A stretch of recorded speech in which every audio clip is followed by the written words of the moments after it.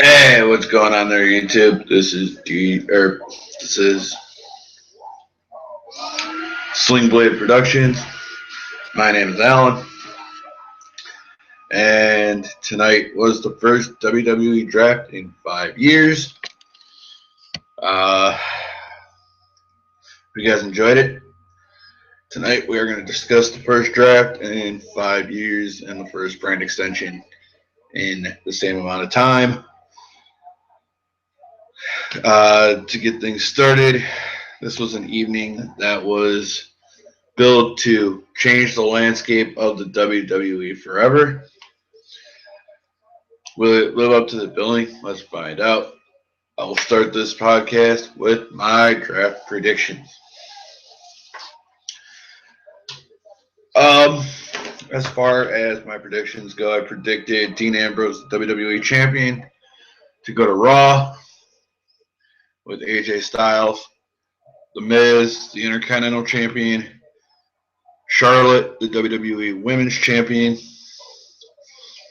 along with American Alpha coming up from NXT, Austin Aries coming up from NXT, Seth Rollins, Enzo Amore and Big Cass, John Cena, John Morrison returning, which didn't happen.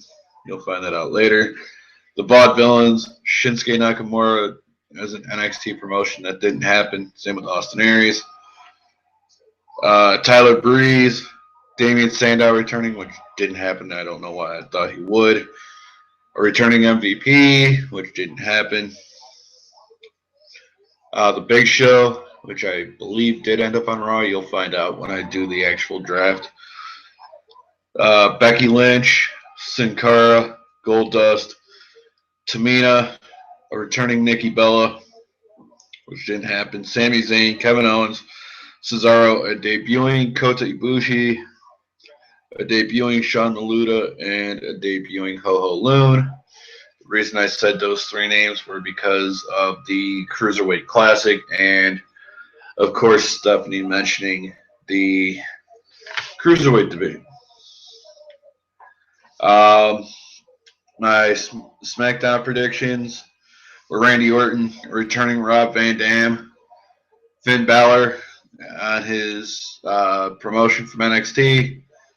He did get called up, but he's on Raw. Bayley coming up from NXT, which didn't happen. The New Day going to SmackDown. The Dudley Boys going to SmackDown. Nia Jax being called up from the NXT roster. She was, but she's on Raw. Roman Reigns going to SmackDown, which didn't happen. The Usos. Brock Lesnar going to SmackDown, which didn't happen. Dana Brooke going to SmackDown. Returning Goldberg, which didn't happen. Mark Henry, Kalisto, Rusev, Fandango, R-Truth, Sasha Banks, debuting Zack Sabre Jr. again because of the Cruiserweight Classic in the Cruiserweight division, the Club, and the Wyatt family. That was my draft predictions. Did any of them come true? We will find out rather shortly. As far as the commissioners go, I know this is going a little off topic, but the commissioners do need to be covered because they are a big part of this. In my opinion, Shane McMahon should have taken Monday Night Raw because, let's face it, he's the older sibling, and he should be, by all rights, given the keys to the kingdom of the flagship. Stephanie McMahon should have been relegated to SmackDown since she was a former SmackDown general manager. Also, she is the younger McMahon sibling, and it just made sense for her to take SmackDown. As it is, a heel flagship, in my opinion, is going to kill ratings for the flagship, and SmackDown, the quote-unquote B show, being a babyface show, stands to become the new flagship because of the ratings of a babyface B show. Now, my general managers. Mick Foley, being the Raw general manager, in theory, is a good thing. Mick Foley knows the business. He has a genuine passion for the business, and he is a fan favorite. Mick Foley in practice, not a good heel Raw general manager. He's going to cause Raw's ratings to plummet because he's not a very good heel, for one. He is way too likable to be an effective heel. And then Daniel Bryan, being the SmackDown general manager, in theory, is disappointing for the simple reason that, first of all, he's too young. Second of all, he is too likable to be a authority figure, and I feel like he still has a lot of mileage that he can offer as an in-ring talent. That being said, Daniel Bryan in practice is a good babyface SmackDown general manager. He's a lovable underdog with a passion for the business. He is going to make things great on the blue brand. The red brand, I fear, is going to go back to the same old, as in a new authority storyline. Titles. Like I made mention, WWE Champion Dean Ambrose. I had predicted him to go to Raw, leaving a need for a world title on SmackDown, which I had predicted to be Roman Reigns, but that's not going to happen. I predicted the WWE Tag Team Champions The New Day to go to SmackDown, which would have needed a Tag Team Championship on Raw. That didn't happen. I was going to have Enzo and Cass be the Tag Team Champions on Raw. The United States Champion Rusev, I had predicted to go to SmackDown. That didn't happen. He went to Raw, leaving The Miz to go to SmackDown as the Intercontinental Champion. The Cruiserweight Champion, I had predicted to be Sin Cara, but he's on SmackDown, I believe. Let me check my notes. Sin Cara. No, Sin Cara is on Raw, so okay, I guess that prediction holds up.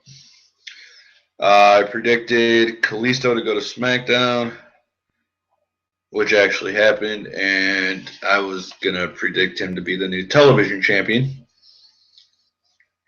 I predicted the WWE Women's Champion Charlotte to go to Raw. That happened, so that leaves the need for a SmackDown Women's Champion, and I predicted that to be Sasha Banks. All right, so let's get into the actual draft. In round one, we had the first overall pick being Seth Rollins to Raw. Dean Ambrose went to SmackDown.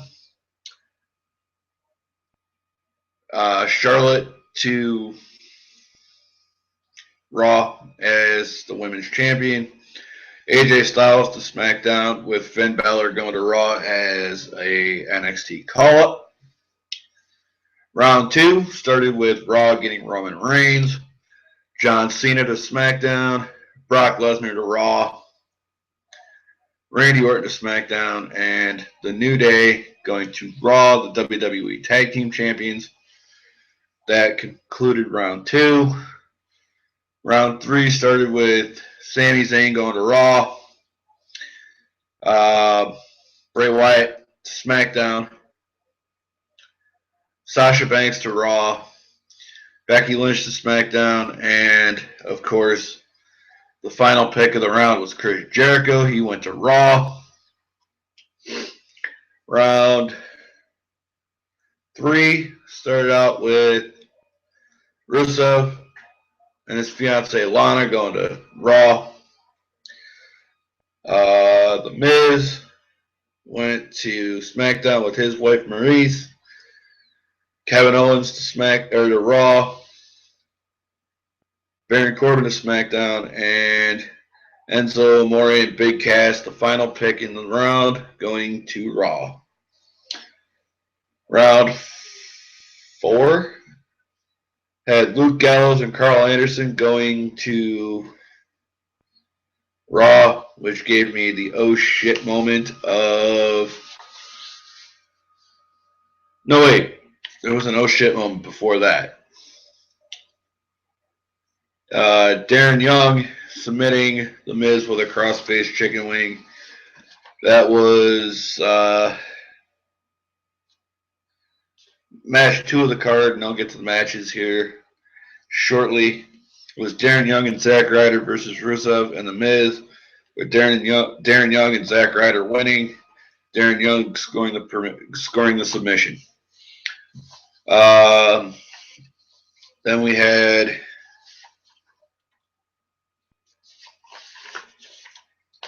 another oh shit moment in the Chris Jericho versus Cesaro match.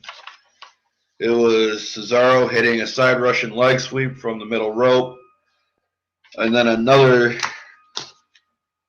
oh shit moment was Chris Jericho countering a springboard European uppercut with a code breaker. Okay, now we get to the oh shit moment of WWE splitting up the club.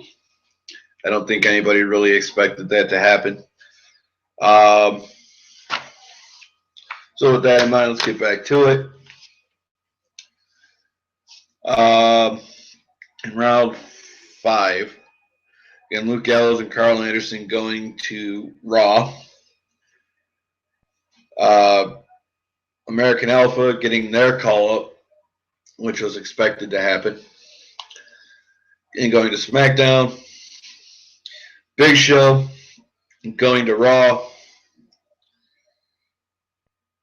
and Dolph Ziggler going to SmackDown with the round finishing with Nia Jax getting her call up, which was an oh shit moment. I didn't think she was ready. She hadn't even held the NXT Women's Championship. So there's that. Get into round 5, and that was starting with Neville getting drafted to Raw. I kind of saw that coming. Natalya to SmackDown. Cesaro going to Raw. I kind of figured that would happen. Alberto Del Rio to SmackDown, and then Sheamus to Raw. Round 6 was Golden Truth to... You know what? Screw the rounds. We'll get back to it later. We'll do it this way. On the Raw draft, you had Seth Rollins, Charlotte, the WWE Women's Champion, Finn Balor with his call-up, Roman Reigns, Brock Lesnar, The New Day, Sami Zayn, Sasha Banks, Chris Jericho, Rusev with his fiancée Lana, Kevin Owens, Enzo Amore, and Colin Cassidy, Luke Gallows, and Carl Anderson. The Big Show, Nia Jax with her call-up, Neville, Cesaro, Sheamus, Golden Truth, Titus O'Neil, Page, Darren Young with Bob Backlund, Sin Cara, Jack Swagger, the Dudley Boys, Summer Rae, Mark Henry, Alexa Bliss on her NXT call-up, Braun Strowman, Bo Dallas, the Shining Stars, Alicia Fox, Dana Brooke, and Curtis Axel. On the SmackDown side, you got WWE Champion Dean Ambrose, AJ Styles, John Cena, Randy Orton, Bray Wyatt, Becky Lynch, The Miz with Maurice, Baron Corbin, American Alpha with their NXT call-up, Dolph Ziggler, Natalya, Alberto Del Rio, The Usos, Kane, Kalisto, Naomi, The Ascension, Zack Ryder, Apollo Crews, Breezango, Eva Marie, The Vaudevillains, Eric Rowan, Mojo Rawley with his call-up, which means that we could see the Hype Bros on the main roster, which would be really awesome because they are an awesome tag team together. And, of course, Carmella with her NXT call-up. My thoughts on the draft. My overall thoughts on the draft, a lot of my predictions ended up not happening. Some of the call-ups I expected, of course, didn't happen either. I was expecting guys like Shinsuke Nakamura, Austin Aries, Bayley, Asuka, Samoa Joe, and none of those happened. Oh, and the revival. But of course, some of the returns and debuts I expected also didn't happen. I expected where are they? No, that's not it.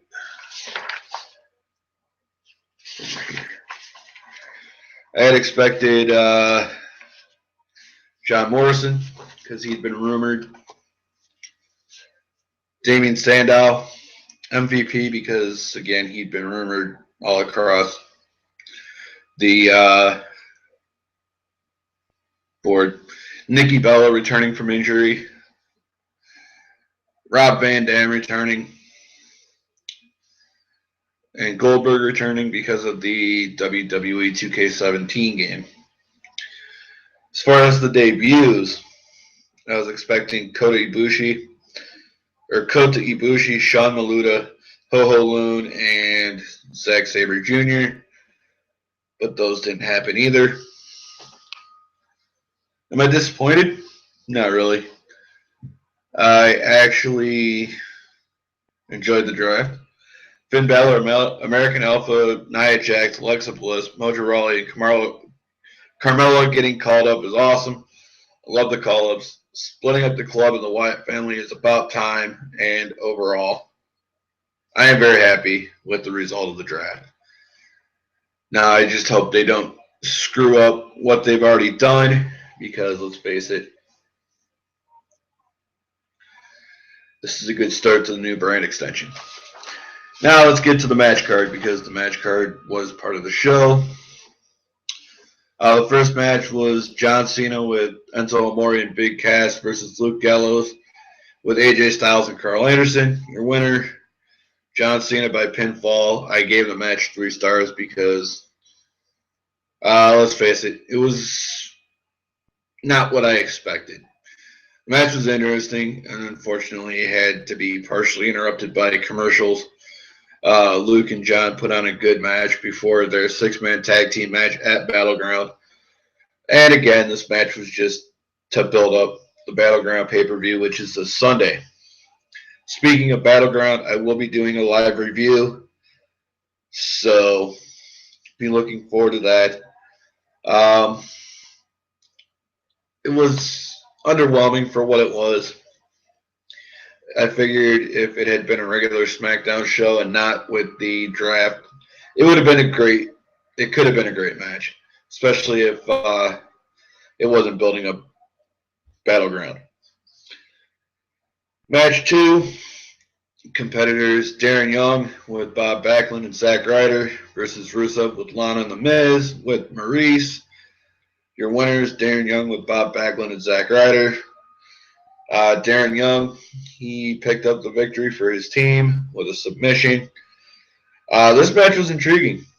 The challenges for the Intercontinental and United States Championships facing the champions in a tag team match to build up their actual title matches at Battleground. I figured this match was an awesome way to get Darren Young and Zack Ryder to look like legit contenders for the titles, and now I hope that Darren beats Miz and Zack beats Rusev for the titles. And I'm giving this match 4 stars. Third match of the night was Xavier Woods with Kofi Kingston and Big E versus Bray Wyatt with Eric Rowan and Braun Strowman. Your winner was Bray Wyatt with Eric Rowan and Braun Strowman. The result was a pinfall. Giving this match 3 stars. This match wasn't really much. It started out with Bray Wyatt being the guy playing mind games, drawing Xavier Woods to join the Wyatt family. And then it just had a lot of taunting and then fist throwing. All this was doing, in my opinion, was building up the 6-man tag match at Battleground. Bray dominated Xavier throughout, which was not surprising, or which was predictable. Bray won, which was way too predictable in my opinion. The finish was obvious to a less than stellar matchup, so I gave the match only 3 stars. The fourth match was Kane versus Owens. Kevin Owens.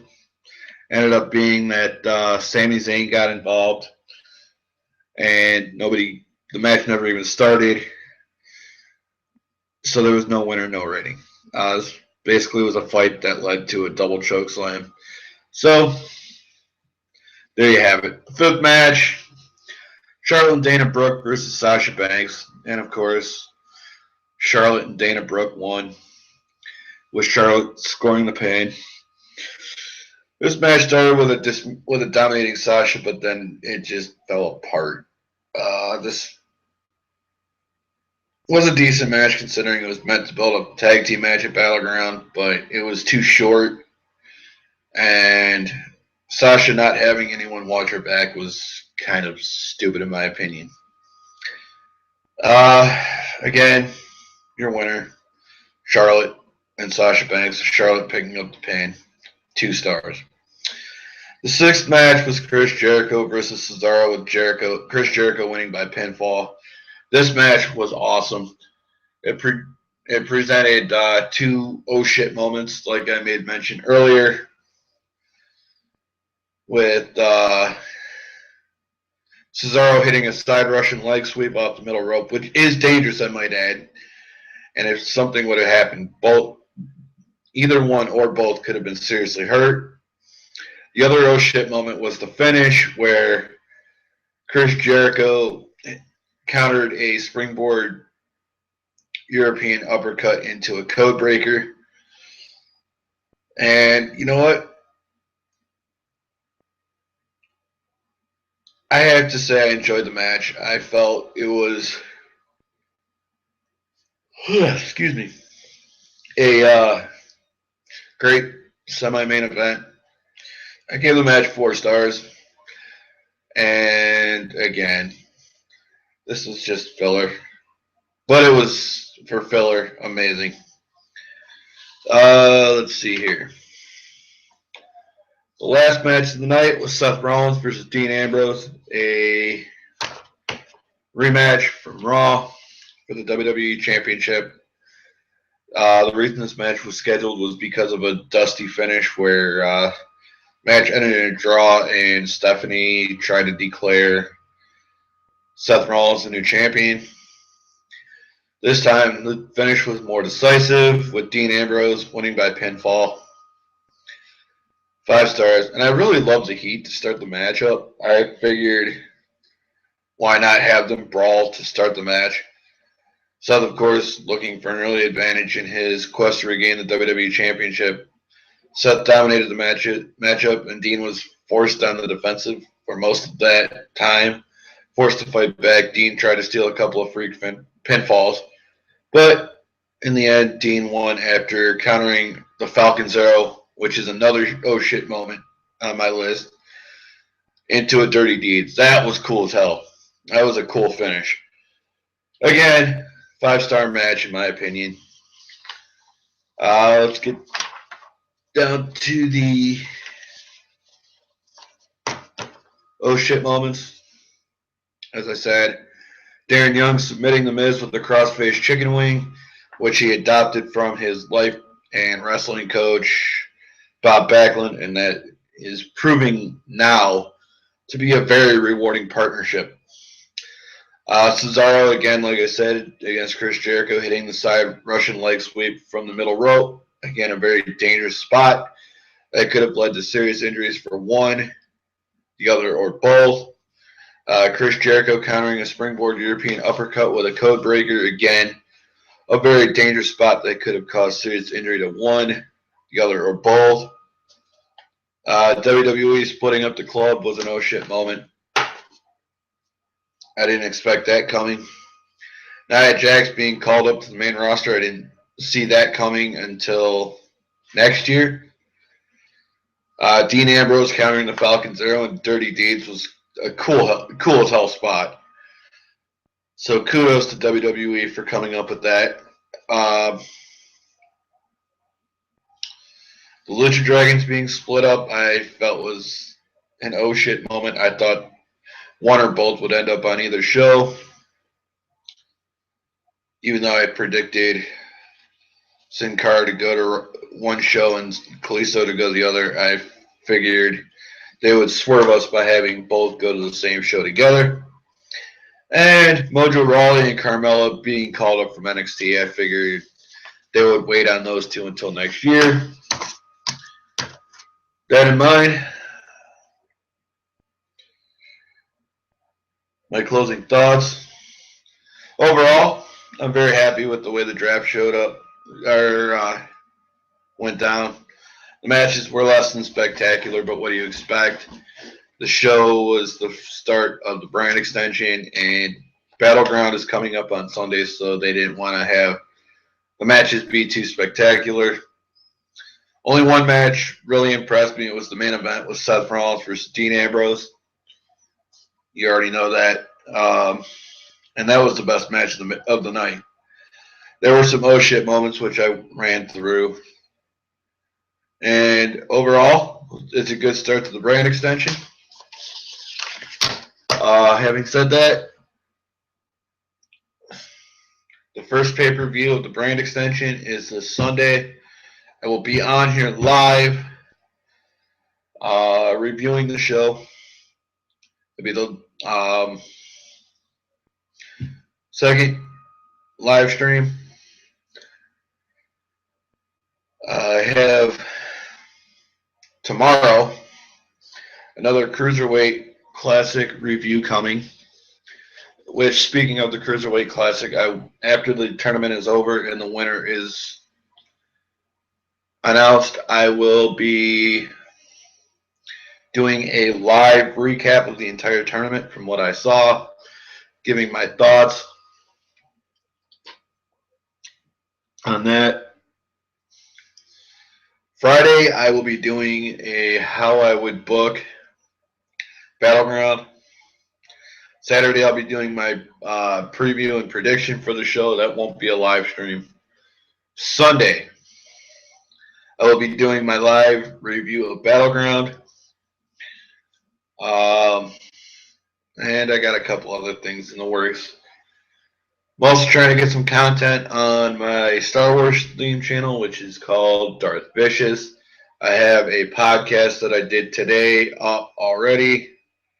I will leave a link to that channel in the description below. Other than that, about all I got. I thought this would be a little bit longer. I had planned a little bit more, but there's not really much I can cover at this point. I will see you guys live Sunday, right after Battleground is over. So until then, be on the lookout for those few videos. I got some more Star Wars themed content that I'm in the plannings for. Again, I will leave a link to the Darth Vicious channel in the description below. If you are so inclined, make sure to subscribe. Keep to know about all things going on here at Sling Blade Productions.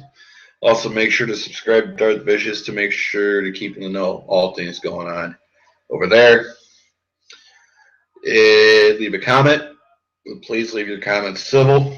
I will do my best to respond to them. Make sure to tell your friends because I got more live stuff coming up as well as other non-live videos. And make sure to share this all over social media. With that in mind, I want to thank you guys for watching. I will see you guys tomorrow with my Cruiserweight Classic review. So until then, have a great night and have a good day tomorrow. This is Alan from Sling Blade Productions, and I am out.